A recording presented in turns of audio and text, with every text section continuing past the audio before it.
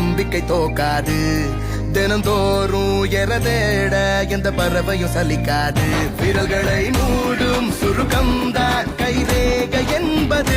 அதை விட வாடா நம் கையில் நம் வேர்வை உள்ளது. வாழ்க்கையோ